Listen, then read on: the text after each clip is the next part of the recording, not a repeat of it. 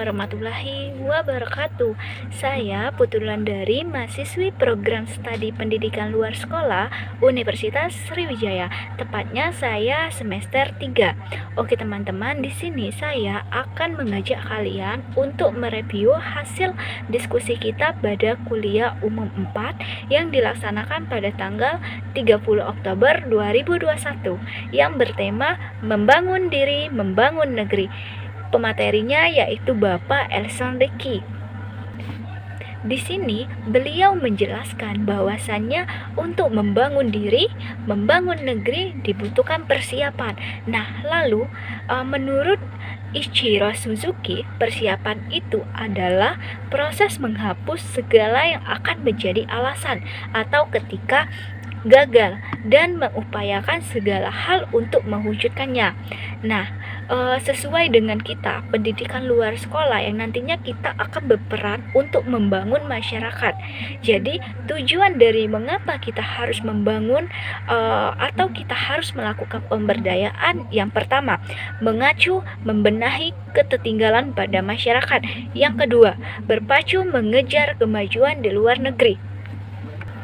Namun kita sebagai anak muda, kita pasti memiliki masalah yang dihadapi untuk membangun negeri, yaitu adanya ketidakpercayaan diri kita sebagai pemuda untuk membangun desa kita terutama.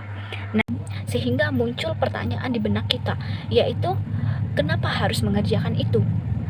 Bagaimana membangunnya? Terus kapan saya akan memulai? Pertanyaan-pertanyaan itu pasti muncul di benak kita ketika kita ingin membangun desa kita atau memberdayakan masyarakat di desa kita.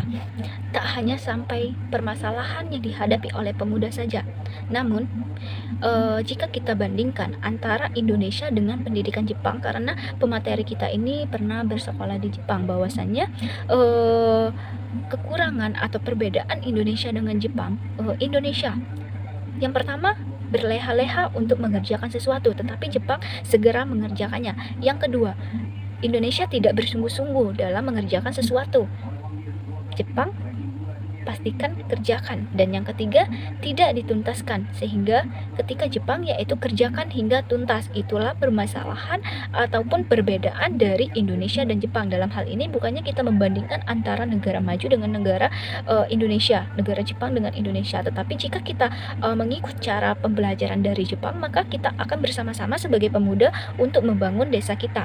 Selanjutnya, pembahasan ini lebih merucut kepada program-program yang dilaksanakan oleh Bapak Ricky di desa beliau. Yang pertama, poin yang dibahas itu adanya 3 kemampuan yang harus dimiliki atau kebutuhan untuk membangun masyarakat. Yang ke A, membangun visi. Yang kedua, menyusun strategi apa yang harus kita lakukan. Dan yang ketiga, menyelesaikan masalah. Poin yang kedua, awalnya Bapak Ricky ini bersekolah di Jepang nih, sehingga ia memulai dengan menerapkan teknologi. Yang pertama itu pengelolaan kincir angin. Beliau melakukan observasi bahwasanya anak-anak di desa tersebut banyak anak-anak yang kesusahan dalam hal fasilitas internet. Tidak hanya seperti di desa kita nih, di mana fasilitas internet itu cukup lumayan baik daripada daerah-daerah di pelosokan. Yang kedua, beliau melihat dari potensi alam yang melimpah, di mana adanya ladang atau lingkungan yang luas di penduduk tersebut, dan kekayaan rempah-rempah, sehingga adanya perkebunan kacang. Nah, lalu perkebunan kacang ini dikelola menjadi minyak dengan memanfaatkan teknologi mesin-mesin yang canggih. Nah, di sini tak hanya membelajarkan membudidaya kacang, tetapi Bapak Ricky dan pemuda lainnya diajarkan untuk membuat atau mengelola mesin yang diterapkan oleh Bapak Ricky. Jadi hal ini menambah mata pencarian baru bagi anak muda dan juga masyarakat di sana. Nah, selanjutnya ketika kita panen nih ketika kita panen kacang tersebut adanya lubang-lubang. Nah, lubang-lubang tersebut dimanfaatkan kembali untuk membudidayakan ternak lele. Artinya lubang-lubang tersebut dibuat kolam perikanan sehingga lele-lele itu mampu dipasarkan dan membuat mata pencarian baru bagi masyarakat di sana. Nah, lalu Kemudian dengan melihat adanya potensi lele itu cukup maju ya di desa tersebut, akhirnya melihat potensi lain yaitu dari segi peternakan. Nah, peternakan ini adanya peternakan domba dan juga peternakan sapi.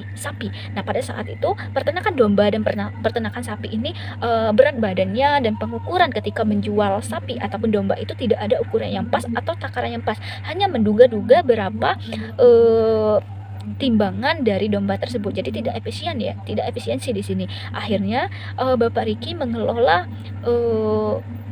sapi tersebut dan domba tersebut, memperternakannya sehingga bisa dijual untuk ternak kurban. Melakukan pemberdayaan ini untuk memberikan bahan makanan kepada domba-domba itu mendapat kendala. Yang pertama itu mencari rumput yang susah, artinya banyak dari masyarakat untuk mendapatkan rumput yang layak bagi domba-domba tersebut susah. Akhirnya mereka membaca literatur sehingga adanya keinginan atau ide untuk menanam rumput sendiri, yaitu yang disebut dengan rumput gajah. Nah, untuk diberikan kepada domba-domba, mengingat khasiat vitamin ataupun protein dari rumput gajah ini lumayan cukup baik untuk domba dan juga sapi. Nah, dalam hal ini tetapi hanya daunnya saja rumput gajah itu dimakan sapi ataupun domba. Akhirnya melihat literatur kembali, beliau membuat ide yaitu dengan memanfaatkan batang dari rumput gajah tadi dan dikelolalah kemudian sehingga mendapatkan peluang pekerjaan baru dari masyarakat untuk membuat mesinnya dalam pengelolaan penyaringan sehingga dijadikan sebagai usaha tepung dari rumput gajah tadi.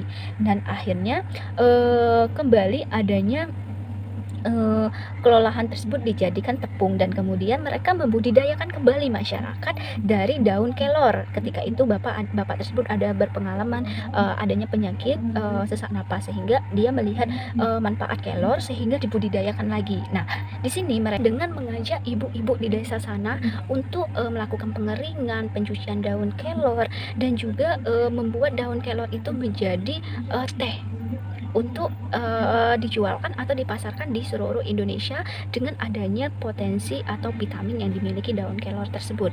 Tak hanya itu saja, beliau juga membuat baju, madu dan pengelolaan mengkudu. Nah, kesimpulan yang dapat saya tarik dari materi yang disampaikan beliau yaitu kita sebagai anak muda jangan terlalu lama menunda pekerjaan, yang pertama itu, dan selalulah berinovasi dan memberikan yang terbaik bagi negara. Seperti kata yang saya baca yaitu jangan tanya apa yang negara berikan kepada kalian, tapi tanyalah apa yang kalian berikan kepada negara. Semangat anak muda, salam anak muda. Terima kasih. Wassalamualaikum warahmatullahi wabarakatuh.